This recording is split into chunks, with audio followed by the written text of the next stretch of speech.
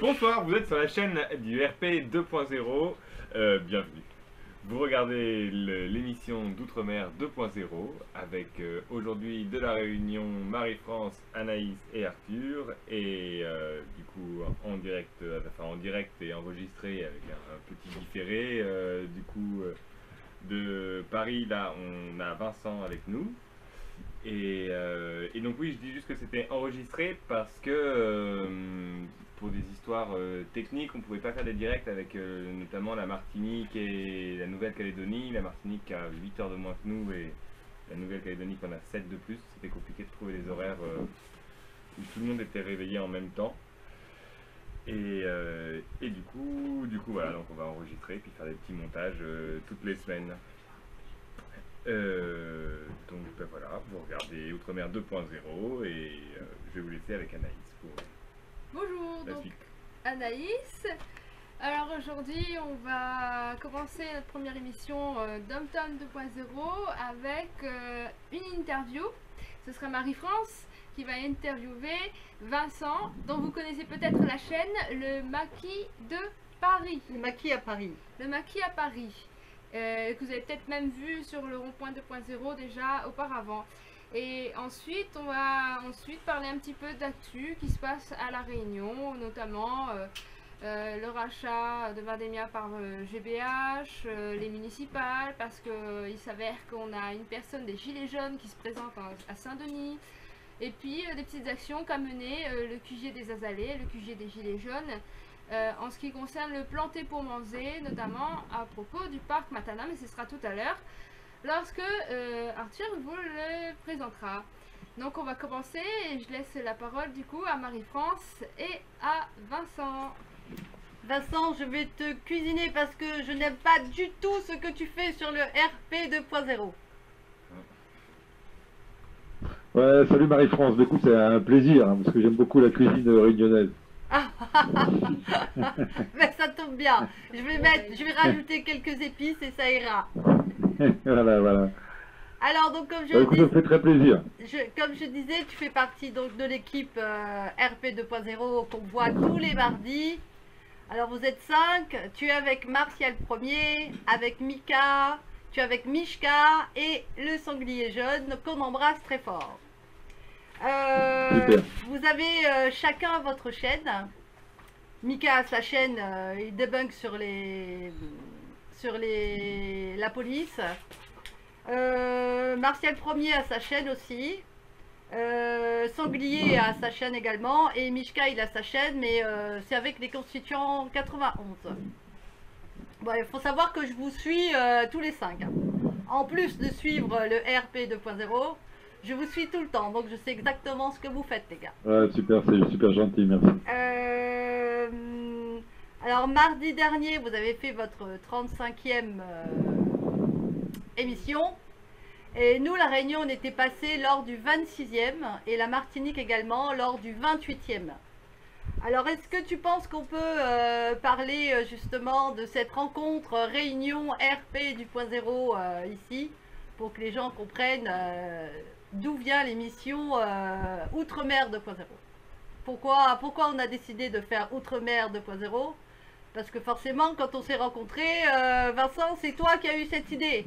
Voilà, donc nous voilà. si tu peux écoute, raconter. Ouais, je sais pas comment dire. Bon, alors, le fait est que je n'ai jamais été dans un territoire d'outre-mer ou département d'outre-mer. J'ai voyagé pas mal en Afrique ou dans différents endroits, mais pas bon, voilà. Mais ça reste pour moi toujours justement une espèce d'endroit sympathique dans lequel il faut que j'aille. Donc ça, bon, j'ai toujours un œil quoi, malgré que j'y sois jamais allé. Bon voilà, j'ai toujours un œil attentif à ces territoires, de fait de l'histoire. Bon voilà. Et donc quand j'ai vu que très rapidement vous êtes très impliqué dans le mouvement des Gilets jaunes au départ, hein, il faut se souvenir hein, qu'il y a eu vraiment des tentatives de blocage de l'île par les Gilets jaunes. Quand j'ai vu vraiment cet engagement, si tu veux, j'ai été très touché d'abord. Et donc, bon voilà, Bah, à un moment, j'ai émis l'idée, évidemment, qu'on vous invite sur le rond-point 2.0 pour que justement on puisse faire part de vos combats et réalités. Et bon, et après, bah, voilà, c'est toujours dans cet esprit-là. Je crois que vraiment, vous avez une présence sociale et historique dans ce mouvement qu'il faut absolument maintenir, faire connaître, hein, parce que vous êtes évidemment, les Gilets jaunes en général se plaignent des médias, mais alors vous êtes totalement disparu des médias, évidemment. Donc c'est aussi pour ça qu'il faut qu'on fasse un média. Et dans un sens, voilà, on est à une époque avec ces moyens nouveaux de l'Internet, et j'espère que ça fonctionne encore parce que, bon voilà. Et donc il faut qu'on l'utilise, il faut qu'on fasse vraiment quelque chose avec cet outil pour vous rassembler, vous donner de la lisibilité, de la visibilité, et pourquoi pas de la force. Ça marche plus? Est-ce que vous m'entendez? Oui, Oui. très bien. Non, on fait Ouais, ça, c'est pour, ok, dire très bien. c'est pour dire bravo, comme les sourds et muets. Donc voilà, en tout cas, voilà, moi c'est dans cet esprit-là que j'imagine cette émission, cette chaîne, qui va pouvoir que se construire avec le temps, et on va pouvoir faire des choses très intéressantes. Bon, je crois que vous avez donc là tout ce travail à faire de présenter vos enjeux particuliers, etc., et historiques, et sociaux, et politiques. Ça va évidemment du chlordécone même aux questions des indépendantistes. Hein. Je crois que c'est une question qui va se poser en Nouvelle-Calédonie encore avec du vote. C'est une question qui se pose, on va dire, avec rudesse en Martinique. Donc, et je sais qu'en Guyane aussi, il y a des gens voilà, donc vous avez énormément de revendications spécifiques qu'il faut faire connaître, qu'il faut faire valoir à tous les niveaux. Hein. Je sais bien que les Gilets jaunes ne sont pas vraiment des indépendantistes, dans le sens où nous, ce qu'on recherche, c'est plutôt un monde meilleur, vivre ensemble, etc., évidemment. Mais bon, il faut prendre en compte toutes les grandes questions de notre société, et ça en fait partie.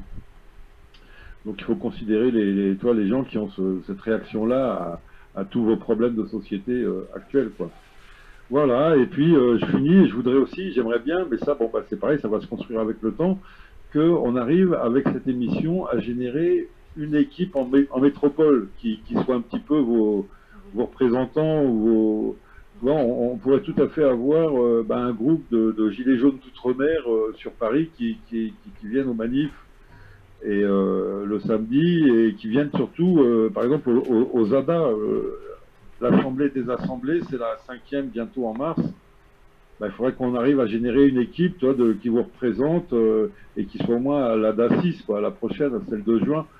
Donc tu vois, trouver des réseaux, enfin vraiment faire du relais, du réseau, du lien. Ça, j'y crois beaucoup. Bon, alors c'est sûr, ça sera plus facile. Peut-être qu'il faut évidemment qu'on arrive à régler toutes ces questions de fuseaux horaires, etc.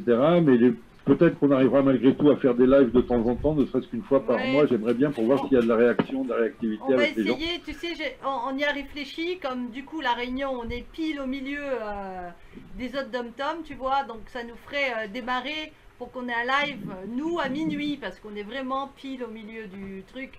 Donc comme ça, 8 heures avant pour les Martiniquais, ça le fait, et 8 heures après pour la Nouvelle-Calédonie, ça le fait aussi. C'est juste nous, va falloir qu'on le fasse à minuit. Donc, ouais, je comprends, parce que ça dépend beaucoup de vous. Non, mais c'est peut-être à faire une fois par mois, tu vois, sans vous compliquer la vie.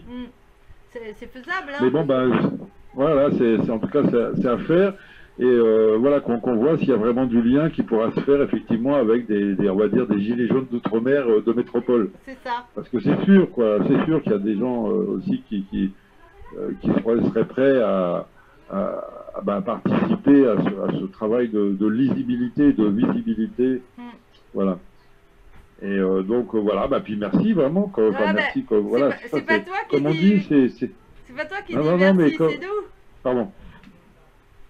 C'est nous qui te disons merci, Vincent. Ouais, non mais ouais, ça c'est.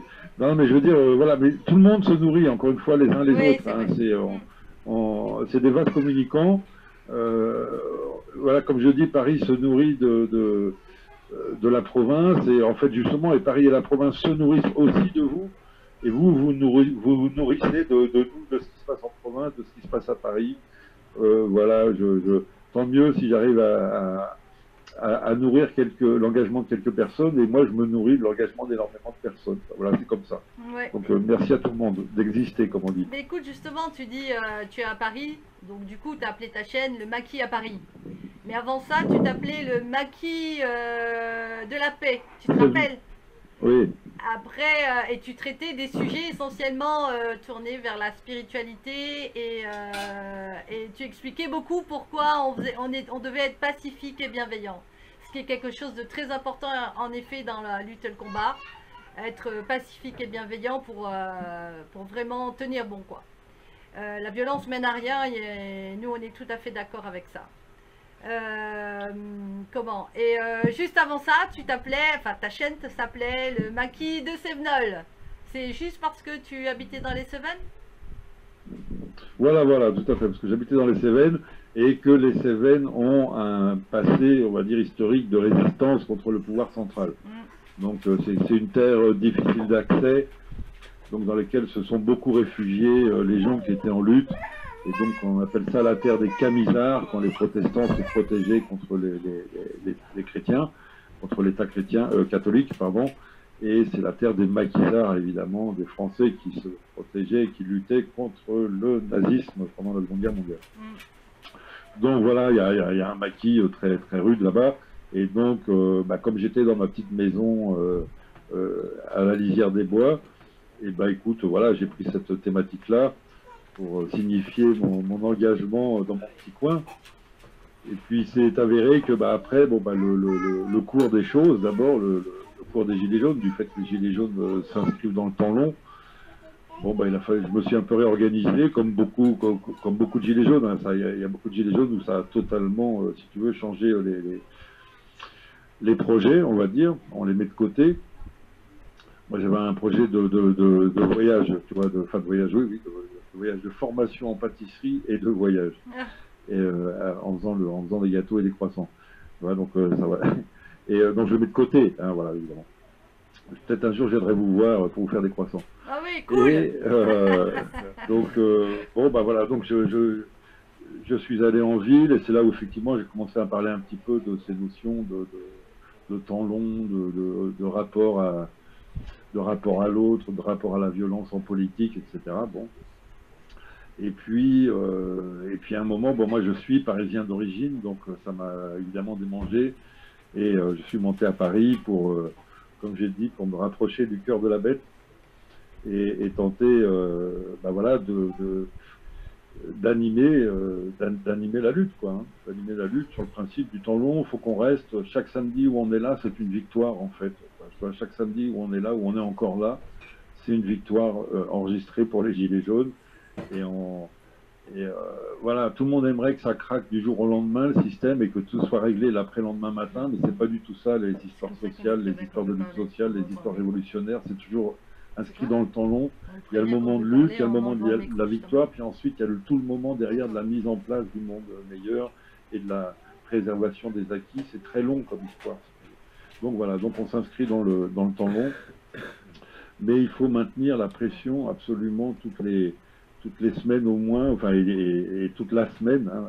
En métropole, il y a beaucoup d'actions de la part de toutes sortes de groupes toute la semaine sur tout le territoire national. Et voilà quoi, et maintenir nos revendications qui sont vraiment justes, légitimes et urgentes. D'ailleurs, écoute, ça va, je suis pas trop long, juste je vais lire un petit truc. T'es un peu long comme d'habitude, mais on s'habituera. Voilà, je voulais faire une... Voilà. Je voulais faire une petite vidéo, mais avec ce texte, et je pense que je le ferai, mais je vais vous le dire quand même. C'est pour signifier pourquoi je considère qu'on est vraiment, on n'est pas encore une fois on n'est pas là pour s'amuser du tout. C'est un appel au secours qui a été écrit par une petite dame qui s'appelle Yvette Bertrand à Trouville-sur-Mer. Pourquoi les maisons de retraite sont-elles si chères? Pourquoi le retraité, à revenu très modeste, doit-il vivre dans la pauvreté et la solitude la plus complète qui le détruit moralement et physiquement? Parce que l'État lui prend toutes ses économies. Mon mari est atteint de la maladie d'Alzheimer et placé en gériatrie pour un montant de 2 778 € par mois. Je ne peux plus payer. Comment peut-on me menacer de mettre mon mari dehors? Pourquoi les maires des communes n'ont-ils pas prévu de faire ouvrir des maisons de retraite publiques? Les privés pratiquent des tarifs exorbitants. Que fait le président Macron pour nous? Rien. Tout est pour les gouvernants. J'ai 82 ans, mon mari 77, je suis dégoûté et usé physiquement. J'espère que le président entendra mon appel au secours. Voilà, Yvette Bertrand. C'est affreux comme histoire. Voilà, et c'est terrible parce que si tu veux, c'est vraiment un quotidien pour... voilà, je ne sais pas combien le pourcentage, tu vois, mais 60%, 80% des travailleurs, quand ils entrent en période de dépendance, ils sont tout d'un coup détruits. Et vraiment, c'est ça, c'est détruit, tu vois. Si tu as de l'argent, tu auras accès à des traitements. Si tu n'en as pas, voilà, tu es rejeté et tu finis par crever de faim. Oui. Vraiment, hein, c'est ça. Isolé dans ton appartement, etc. Moi, je pense qu'effectivement, tu sais, nous, en tant que gilets jaunes ou pas, hein, d'ailleurs, qu'on a l'obligation, la responsabilité de s'occuper de nos vieux. On en a forcément dans notre famille, on ne doit pas les laisser comme ça, tout seuls. Ils ne sont pas indépendants, donc forcément, donc comment? C'est un cas, c'est pas, il n'y a pas de cas isolé comme ça à La Réunion. Il y en a beaucoup de vieilles personnes qui sont toutes seules, avec des fois c'est terrible. Et c'est vraiment pour ça que les Français de toutes conditions doivent absolument, si tu veux, participer à ces contestations, à ces revendications, parce que c'est vraiment le destin de tout le monde. Tu as voilà, donc si tu veux, le travailleur, donc toute sa vie va travailler, très bien, va faire ses petites économies, va pouvoir s'acheter sa petite maison, si tu veux, ou son petit appartement. Et quand il va entrer dans le quatrième âge, hein, ce qu'on appelle donc vraiment la période de dépendance, là, tout d'un coup, on va tout le piller. C'est-à-dire que, tu vois, on peut se battre pour toutes sortes de réformes, de retraite, de tout ce que tu veux. De toute façon, à l'arrivée, ils vont tout te prendre. Et si tu n'as pas assez, ils vont endetter tes enfants, etc., etc. Il y a des situations de personnes âgées qui se suicident pour ne pas entrer en EHPAD et pour pouvoir laisser leurs biens à leurs enfants. Je ne sais pas si tu vois cette situation. Ah oui, non, mais... Et donc ça, c'est la situation d'aujourd'hui. Alors t'imagines dans 10 ans ou dans 20 ans, dans quelle inhumanité, dans 30 ans, tu vois, dans quelle inhumanité nous serons tous gérés. Et y compris les CRS qui font les petits malins aujourd'hui. Eh oui. Y compris leurs parents, etc., etc. Donc voilà, ce que je veux dire, c'est, bon voilà, excusez-moi, c'était peut-être un peu long, mais je voulais vraiment insister sur le fait que c'est une lutte très sérieuse, et là c'est un cas parmi 1000, parce qu'on a encore des problèmes sociaux au niveau donc, des hôpitaux, au niveau de l'enfance, etc. Tu vois, là on parle juste des quatrièmes âges. Mais c'est véritablement quelque chose de très très important. C'est voilà, la manière évidemment dont on traite nos personnes âgées est significative du niveau moral de notre société, quoi. Là, notre société est très très malade. Ouais. Bon, j'ai un peu peut-être dérapé, excuse-moi. Prochaine question. Ça se trouve, j'ai même pas répondu à la première. Bon, écoute, c'était bien. mais non, mais de toute façon, tu as raison. Je rigole, mais ça, c'est quelque chose de petit vieux. Moi, j'y tiens. Parce que moi, là où j'habite, par exemple, tu vois, c'est un quartier vieillissant. Je suis revenue là où j'habitais quand j'étais petite, tu vois, et ben maintenant je suis grande, mais ceux que je voyais avant sont des mamies et papis. Et c'est vrai que quand les gilets jaunes ont été sur les ronds-points au tout début, là, novembre, ben, les petits vieux se sont retrouvés coincés ici. Et ben, je me rappelle, enfin, du coup, ben, nous, là, tous les jeunes, là, ben, on était tous solidaires, on allait tous à faire quelque chose pour les petits vieux, ben, c'était super bien, quoi. Donc c'est ça qu'il faut continuer de faire en fait, il ne faut pas lâcher. Il n'y a pas de raison qu'on les laisse maintenant. Maintenant qu'on les a aidés pendant les gilets jaunes, on les laisse comme ça. Non, il faut continuer de faire ça.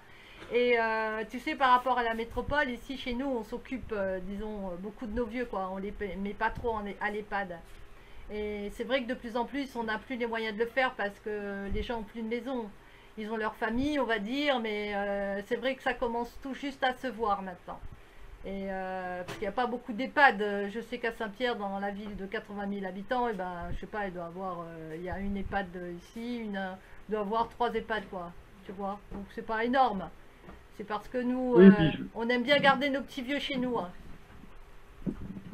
Oui, puis je peux te dire que de toute façon, les EHPAD, tu auras très peu d'EHPAD à La Réunion parce que ça sera, si tu veux, pour les 20-30% de la population qui aura les moyens, à qui on aura de l'argent à prendre. Ah non, mais c'est affreux. veux, Mais c'est affreux quand même, hein, parce que quand tu regardes, Ah oui, oui, oui. quand tu regardes ceux qui y vont, les petites mamies qu'on connaît qui y vont, tu vois, ben, elles tiennent pas 3 mois. Au bout de 3 mois, je te jure, la personne elle meurt, elle se laisse mourir. Donc, à mon avis, c'est pas parce qu'elle est bien là-bas. Hein. Si au bout de 3 mois, elle meurt. Non, c'est clair, c'est clair. Et ça, c'est vraiment. Il se passe quelque chose vraiment. Là, toi, on est vraiment dans des problèmes de société. Au-delà des problèmes, il y a vraiment différents niveaux de problèmes. Des problèmes économiques, des problèmes sociaux. Et là, c'est un problème sociétal, carrément. Toi, la manière dont on traite les personnes âgées et le quatrième âge. Et c'est vraiment. Moi, ça fait partie de mes revendications personnelles, c'est que le quatrième âge soit inscrit comme service public dans la Constitution. C'est dans la Constitution que la France doit s'occuper du français devenu dépendant, si tu veux. Il n'y a pas on ne peut pas être dans une société de science-fiction où on va jeter le citoyen à ses 80 ans, tu vois.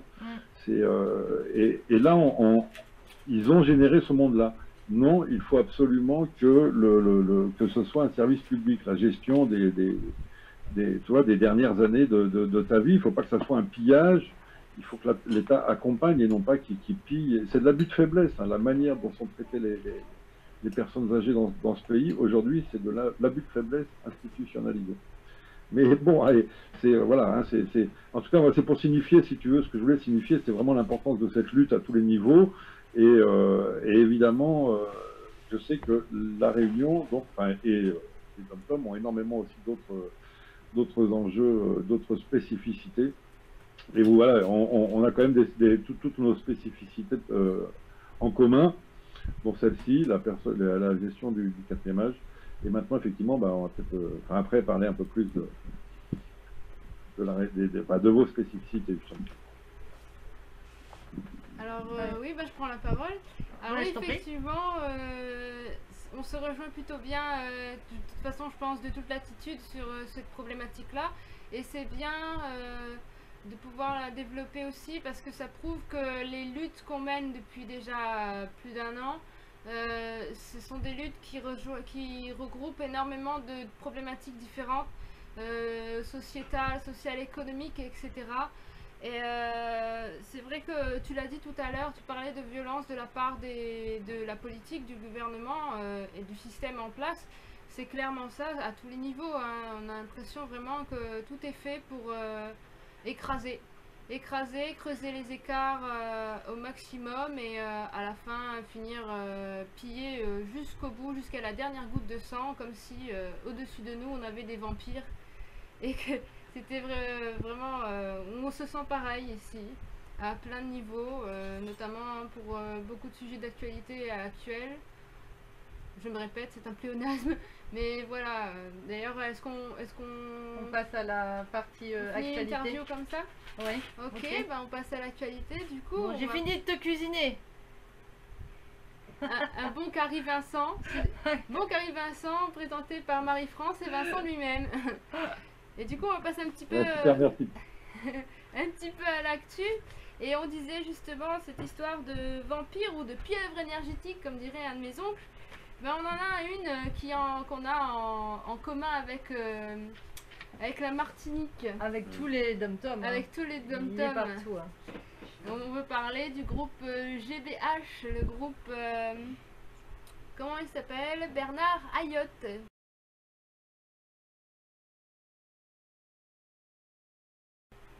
Et du coup, oui, on a appris déjà, ça fait depuis quelle date? Ça fait depuis août 2019, non même pas, avant ça. Bon bref, ça fait depuis juillet 2019, voilà, que GBH avait annoncé, dit qu'il avait l'intention de racheter Vendémia. Qui c'est Vendémia? Qui c'est GBH? GBH c'est simple, c'est un groupe qui a la main mise sur une grosse partie de la grande distribution, autant en Martinique, autant dans d'autres départements d'outre-mer, autant chez nous. Alors pour avoir une petite idée, ici il a Carrefour, il a Dans l'automobile, c'est autant la vente de voitures, la vente de pièces, la location, au niveau Les du pneus. les pneus. Oui, d'ailleurs on a un ami Moussaji qui est des révoltés, qui est de l'association des révoltés 974, qui se bat beaucoup contre ce genre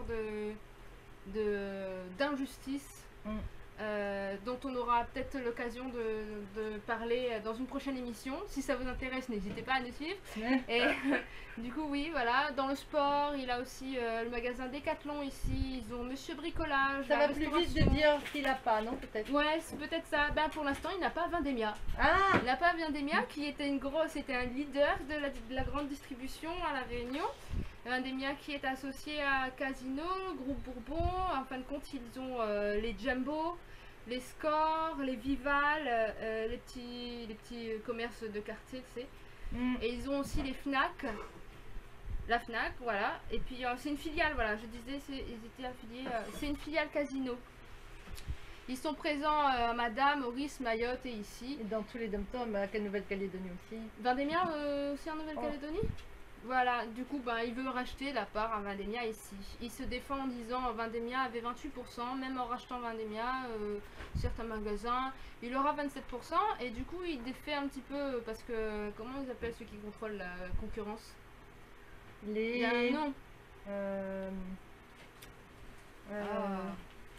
Bref, les gens, les les gens autorités qui- compétentes, voilà, les autorités compétentes qui s'occupent justement de veiller à la concurrence, et ben ils ont réussi un peu à biaiser en rétrocédant, ils appellent ça, les Jumbo, Nord, Savannah, Saint-Paul, Saint-Denis, je crois, Sainte-Marie.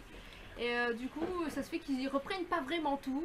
Et ce qui fait qu'ils n'ont pas vraiment toutes les parts. Et presque.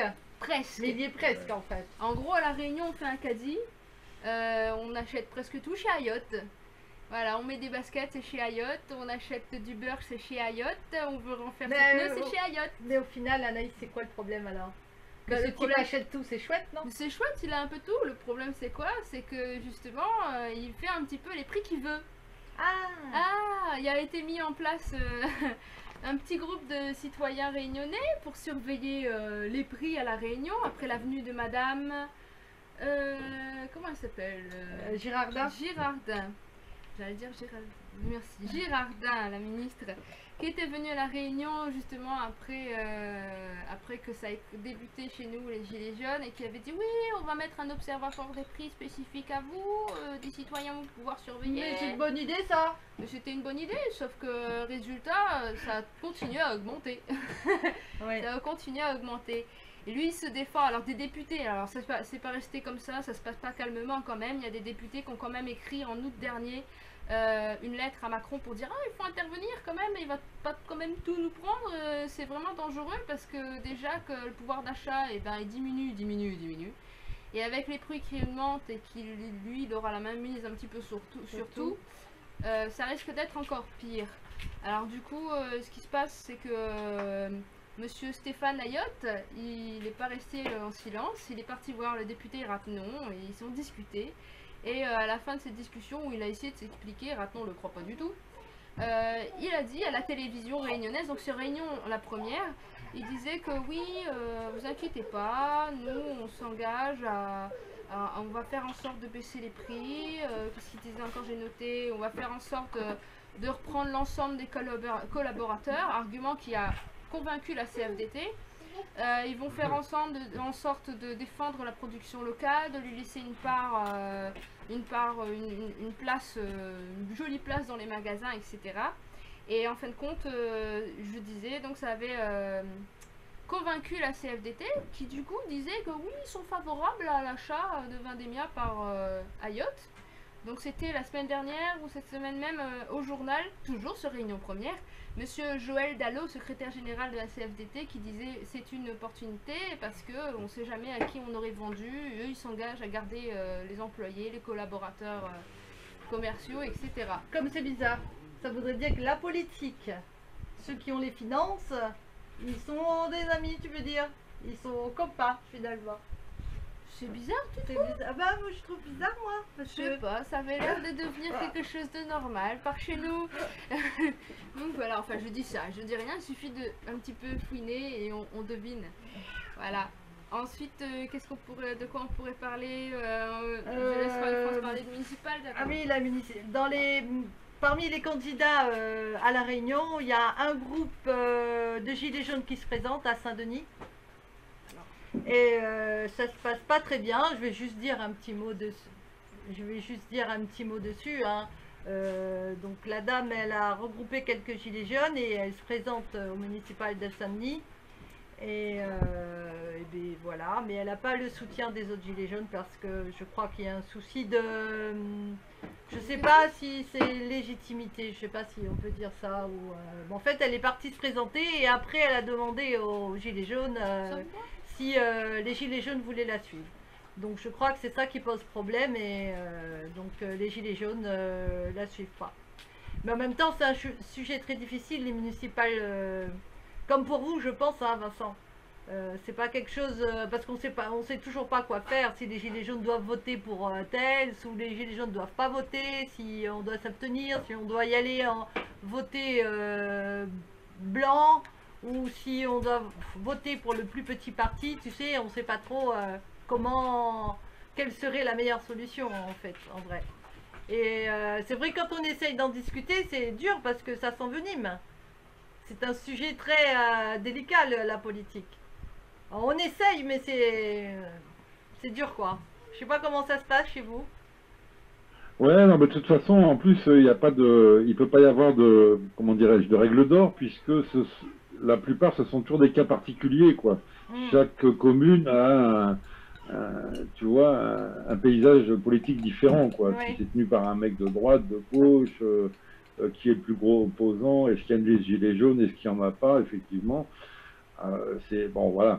Après, donc, et puis comme de toute façon, nous n'avons pas d'état-major, donc nous-mêmes, donc il n'y a pas de mot d'ordre à avoir, c'est chacun le fait comme il le sent, hein, c'est toujours le principe des gilets jaunes. Et bon, je sais qu'il y a apparemment quand même en France donc beaucoup c'est assez marrant, c'est la lutte des listes citoyennes, puisqu'il y a beaucoup de listes citoyennes qui incluent des gilets jaunes, et en même temps il y a beaucoup de listes citoyennes qui sont des macronistes qui se cachent. Donc tu vois tout. Et donc Ici aussi, bon alors c'est qui se pareil, cachent hein. grossièrement évidemment, hein, les gens se rendent compte tout de suite où sont les vrais citoyens gilets jaunes. Donc voilà, je pense qu'il y a des micro-initiatives dans les micro-villages, donc on peut avoir quand même quelques surprises assez intéressantes. Tu vois, de gens qui vont être élus et plutôt à tendance gilet jaune, ou à tendance en tout cas, on va dire commune autonome, commune libre, ou voilà, enfin, vraiment en tout cas citoyenne. Bon, mais il n'y a pas de, voilà, il n'y a pas de règle d'or, hein, on peut pas, évidemment, après on va dire que dans votre cas, la Réunion, voilà, là, apparemment c'est un problème de méthode, peut-être simplement, effectivement, d'avoir mis la charrue avant les bœufs, d'avoir effectivement présenté un projet de liste et après, bon, bah, qui même me suivent. Alors, c'est assez décevant quand il n'y a personne qui te suit, évidemment. Mais bon, bah, moi je me dis, après que toutes les initiatives sont bonnes, qu'il ne faut pas se jeter la pierre les uns les autres, suivant les positions compris les uns les autres. Voilà, bon, bah, ça montre qu'on est toujours là, ça montre qu'on prend toutes les initiatives, on se fait toutes sortes d'expériences. On verra, quoi. Bon, après, de toute façon, c'est une élection, ça ne sera pas que les gilets jaunes qui vont élire. Évidemment, il y a toutes sortes de gens. Donc on verra bien. Bon, là, je connais pas assez la Réunion, le paysage politique pour te dire si cette petite liste a de l'avenir. Mais bon, bah, c'est bien qu'il y ait des gens qui disent on essaye quand même, puis on verra bien, quoi. C'est pas grave si... Mais c'est pas facile, voilà. parce que toujours les mêmes gagnent ici en fait. Hein. C'est toujours les mêmes, hein. Parce que tu vois, amener la politique, tu sais, aussi. ici c'est très simple. Si tu veux des voix, ben, tu leur payes un caddie de course chez Bernard Ayotte et voilà, le problème est réglé, quoi.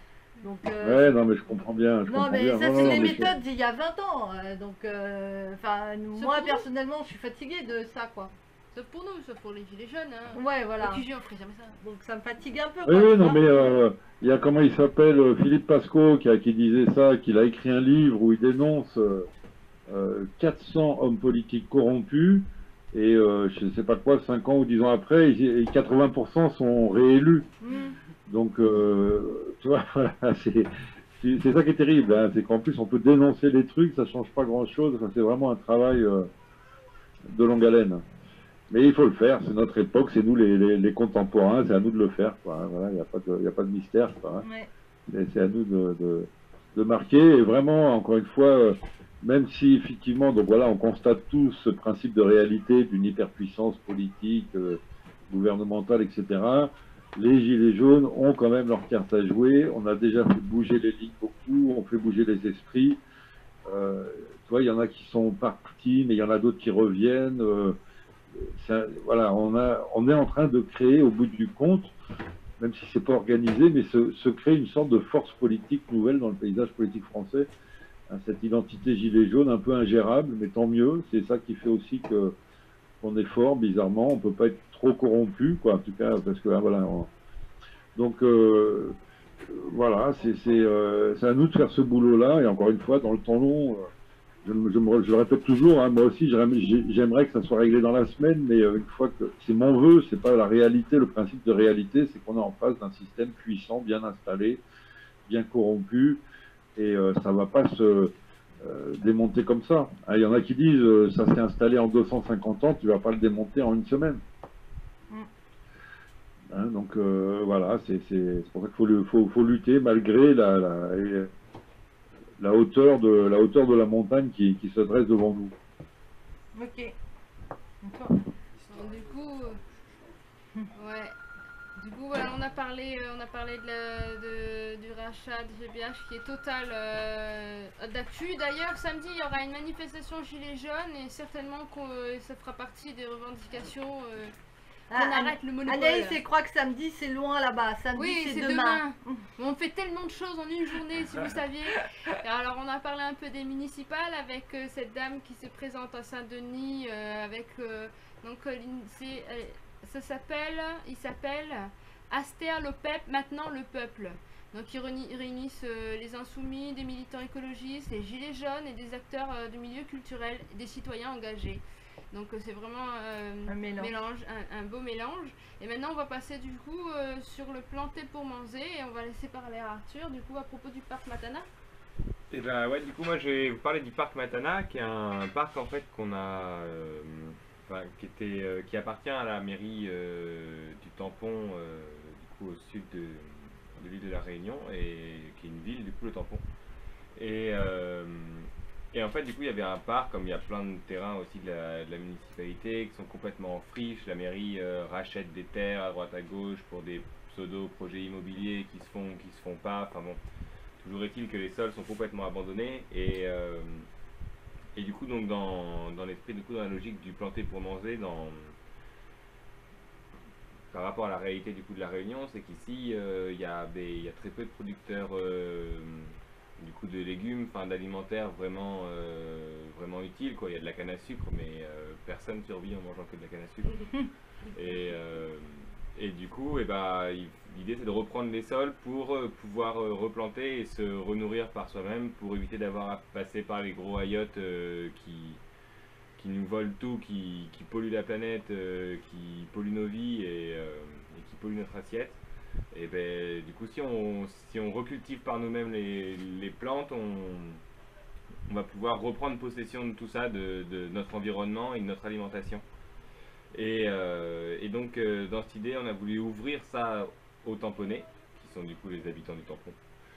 Et du coup on a fait un jardin participatif du coup dans ce petit parc qu'on a été défriché. Et bon, bah là, le groupe là, des Azalées, a l'air plutôt motivé pour reprendre ce parc comme en support pour d'autres actions à venir, du coup, notamment des phases de communication, de rencontres avec les habitants et d'échanges et vraiment faire tourner l'info et réfléchir à plusieurs, quoi. Et donc, dans cette idée, dimanche dernier, on a ouvert une brocante gratuite. Donc il y a une Casidone au QG et donc on a pris les affaires, on les a nettoyées, triées, tout ça. Des gens venaient ramener des affaires, on pouvait en récupérer. Il y avait beaucoup de vêtements, il y avait des livres gratuitement, voilà, tout ça gratuit. On avait fait une chasse, enfin une pêche à la ligne avec une tombola et une chasse au trésor qui était sur participation libre. Et puis du coup voilà, il y a eu une petite réflexion sur la monnaie aussi alternative locale. Donc ouais, on a parlé du coup, donc alors pas spécialement locale, mais en tout cas d'une monnaie alternative, le June, la June, pardon. La June qui du coup est une monnaie qui fonctionne dans plusieurs pays dans le monde où alors j'en parlerai pas très bien parce que peut-être dans une prochaine émission. Ouais, dans une prochaine émission on pourra mieux en reparler. Quand il aura révisé. J'avoue que je n'avais pas très bien écouté dimanche, mais bon, c'est des choses qui arrivent. Et donc voilà, et donc dans cette logique du coup de planter pour manger et de rencontres et d'échanges, on réinvitera des gens prochainement sur le petit terrain, sur le parc Matana. Vous savez que ce qu'on est en train de faire, ça s'appelle le NOL. Alors en France, peut-être que Vincent va vous dire un mot, mais c'est un phénomène qui démarre. Ça s'appelle NOL, le nouvel ordre local. Le contraire de nouvel ordre mondial. Et donc sur le RP, ils en ont parlé ce dernier mardi là. Et comme par hasard, c'est exactement ce qu'on a fait dimanche. Si tu peux confirmer, Vincent. Ouais, c'est vrai. Oui, absolument, oui. Non, mais c'est un principe d'ailleurs assez simple, hein, c'est de se prendre en charge soi-même, justement, de ne pas attendre tout de l'État. Le nouvel ordre mondial, c'est évidemment donc un ordre pyramidal, c'est-à-dire où c'est en haut que tout est dirigé. Alors évidemment, le nouvel ordre local, c'est au niveau du local, au niveau de la base, que les choses sont mises en œuvre par nous-mêmes. Donc c'est très important, c'est fondamental à tout point de vue. Et donc, ouais, c'est très bien ce que vous faites, parce que moi, voilà, c'est le petit concept que j'aime bien de ferme municipale. Hein, un lieu où effectivement, où normalement, dans chaque commune, on devrait pouvoir produire une nourriture en abondance, parce que la nourriture est abondante quand on s'en occupe bien, quoi. Et c'est très important pour justement effectivement cet esprit de nouvel ordre local, c'est-à-dire de se prendre en charge. Tu vois, c'est pas quelque chose qu'on attend du système ou de la révolution, c'est que c'est des choses qu'on doit mettre en œuvre soi-même, pour son groupe, pour sa communauté, pour son village, pour son quartier. Voilà, c'est vraiment, c'est parfait. Encore une fois, il y a deux façons de combattre et il ne faut en négliger aucune. Il faut, s'opposer au mal, mais il faut aussi prendre du temps pour produire du bien. Parce que si on passe son temps à s'opposer au mal, on est pris dans le jeu du mal, en fait, quoi. Il nous a emmenés, quoi. Et donc, il faut produire aussi son propre jeu dans la vie. Et donc, c'est évidemment, moi, j'attends pas que Macron fasse mon potager. Je veux pouvoir faire un potager. Si, attends, on va voir. Attends, comme ça, on observe s'il vient vraiment. Voilà, on va lui demander de venir piocher. Mais tu sais, il me semble, excuse-moi, mais il me semble que nous, par exemple, ce qu'on vient de faire là, c'était du NOL, mais on peut pas dire que c'est du NOL puisqu'on fait pas partie du... Si j'ai bien compris, hein, si on fait pas partie de l'association, enfin c'est pas une association, mais si on fait pas partie du NOL, on peut pas utiliser NOL. Et ce monsieur-là, j'ai bien noté son mail et je vais le contacter bientôt pour que nous aussi on puisse utiliser le terme NOL. Ouais, c'est très bien. Bon, je pense pas qu'il l'a fait pour du tout pour empêcher d'autres de faire du NOL. Hein. Il l'a fait pour pas que cette notion soit manipulée par des gens malveillants. Donc au contraire, hein, il veut absolument qu'il y ait de plus en plus de gens qui s'inscrivent dans cette dynamique. Et il a même pas vraiment si tu veux, d'autorisation à donner, quoi. Tu t'intègres le NOL et après lui, je pense que voilà, il va t'autoriser naturellement à t'inscrire, au contraire, quoi. Mais simplement, je crois qu'il a vraiment fait ça pour protéger le nom, le concept, que ce ne soit pas récupéré par des gens malveillants. Mais absolument, c'est vraiment ça, c'est très important. Et bon, il y a le côté nourriture, et puis après, tu sais, il y a aussi le côté, j'y pensais, mais bon, alors, c'est facile à dire et beaucoup plus difficile à mettre en œuvre. Mais je me disais que l'éducation, dans un sens, l'éducation populaire entre aussi dans le principe du NOL. Évidemment, c'est transmettre des choses qu'on ne transmet pas dans les écoles. Tu vois, c'est très important, évidemment, hein, de l'éducation. Parce qu'on est toujours dans cette problématique, si tu veux conquérir le pouvoir, c'est une chose, mais ensuite, il faut l'entretenir, ce pouvoir. Donc, il faut évidemment préparer la succession du pouvoir.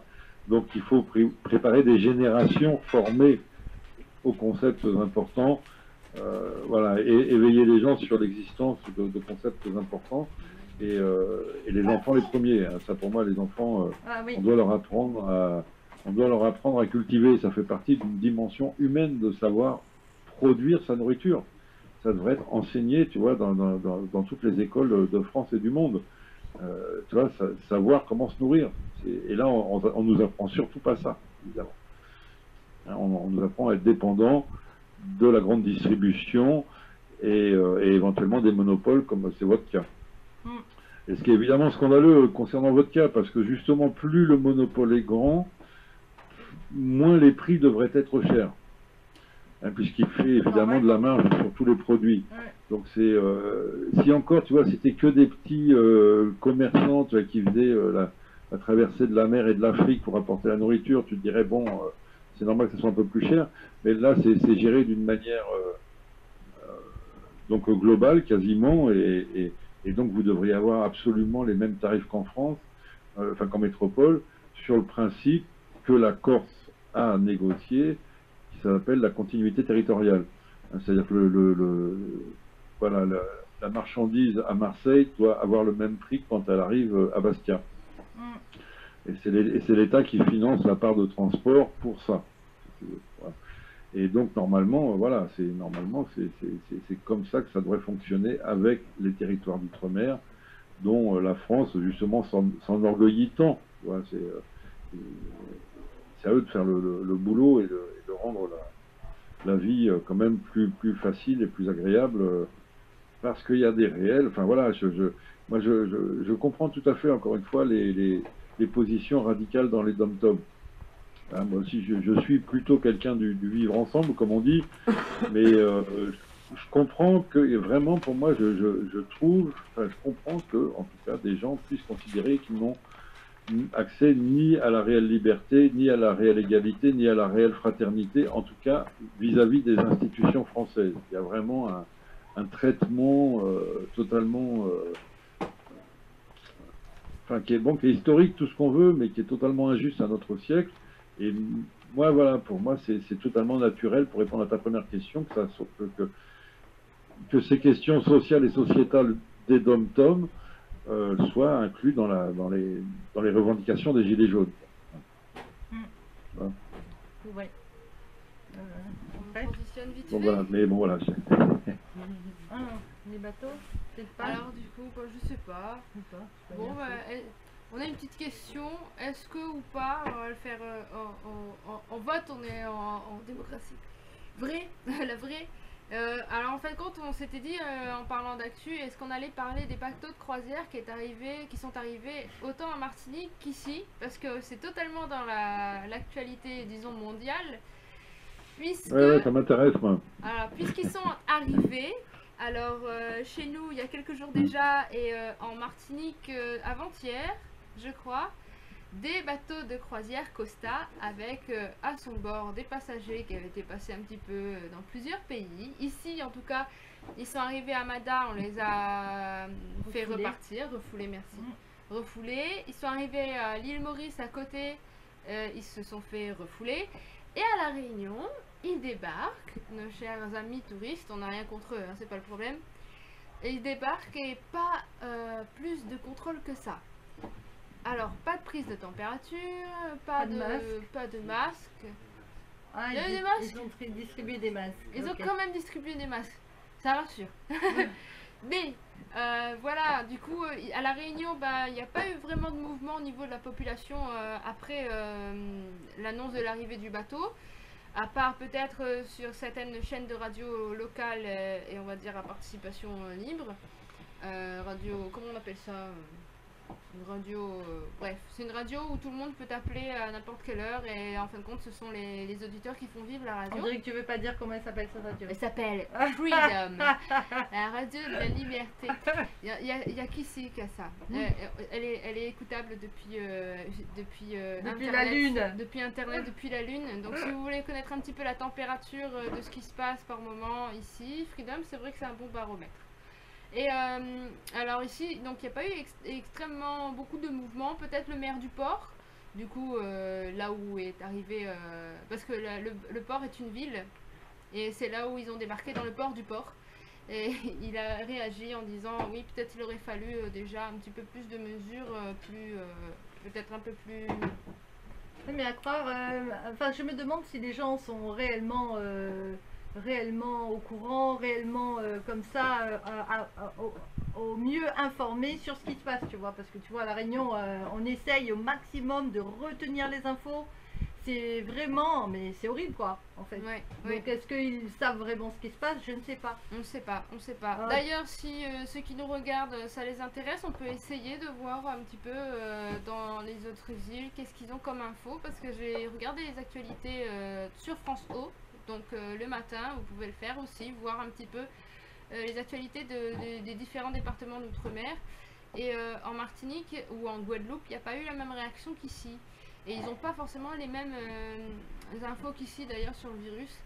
Et du coup voilà, et en Martinique ça a été autre chose. Il y a eu des manifestations lorsque le bateau est arrivé, malgré justement des mesures un petit peu plus poussées. Il y a eu des prises de température quand même, certainement une distribution de masques.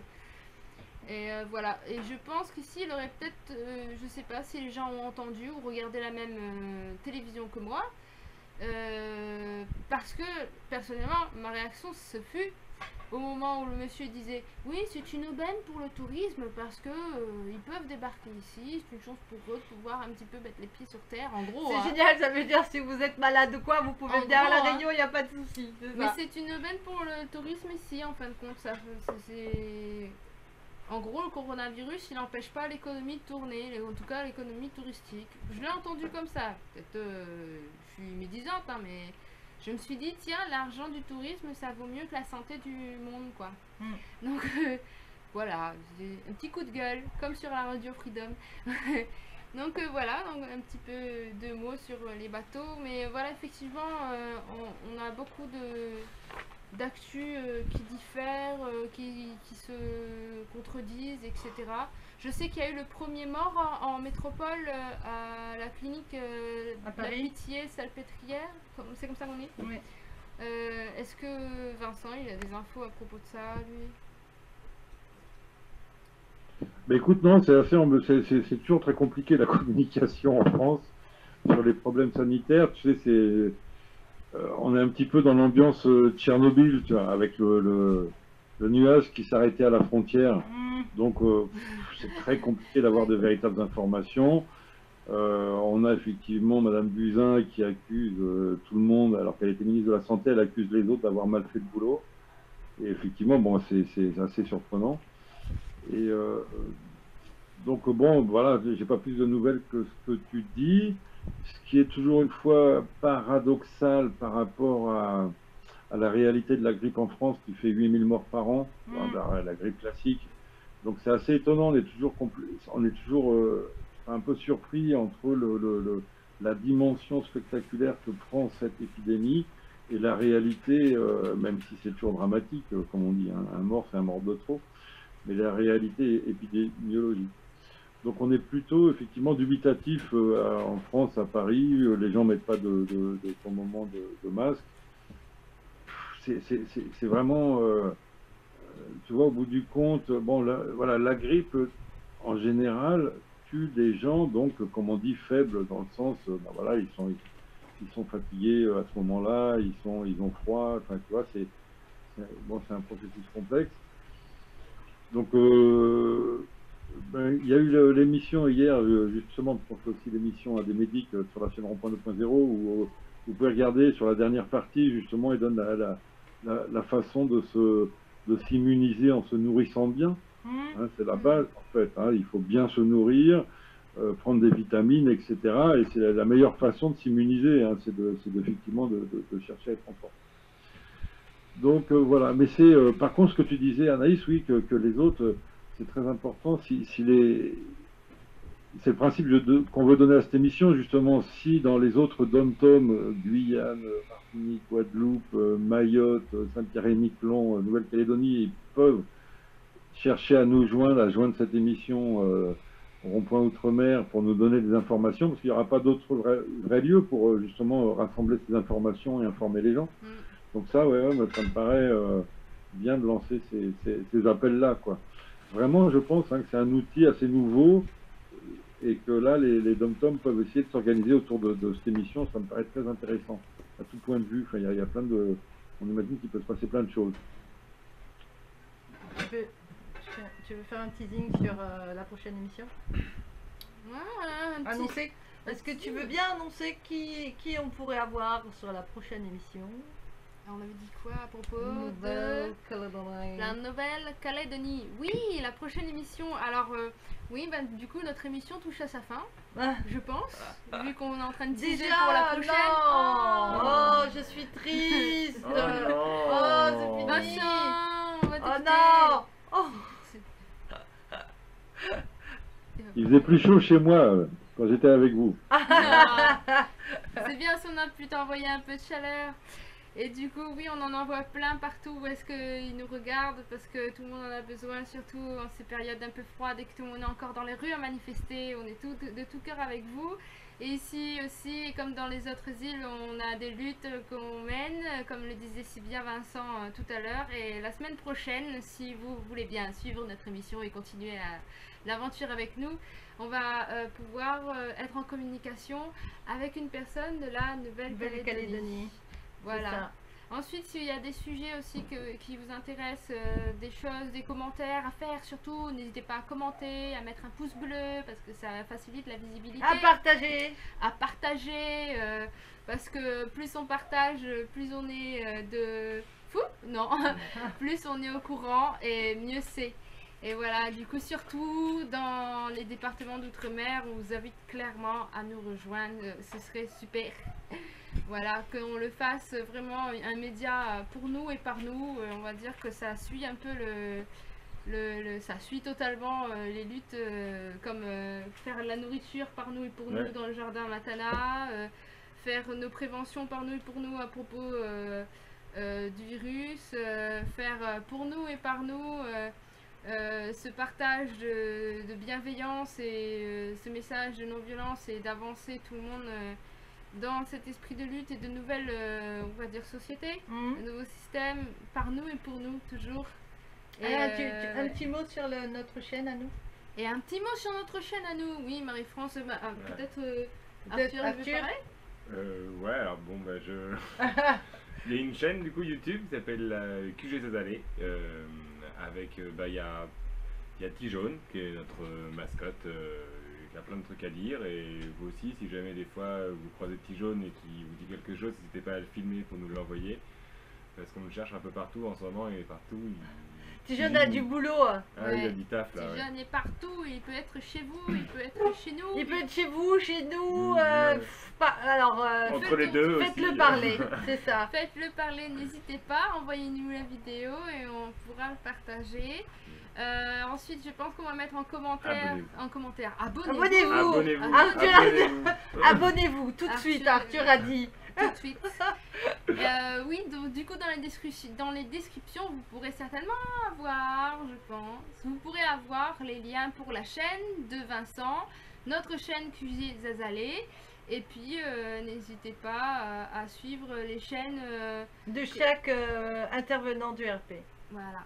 Il faut aller voir chaque intervenant du RP 2.0. Il faut, ouais. Très important. Voilà. Et ben voilà. Merci. On se dit au revoir. Merci. Et au revoir, mais à la prochaine. Ouais. À vendredi prochain. À très bientôt. Au revoir. Salut. Ouais, super. Salut, au revoir les amis. Bye.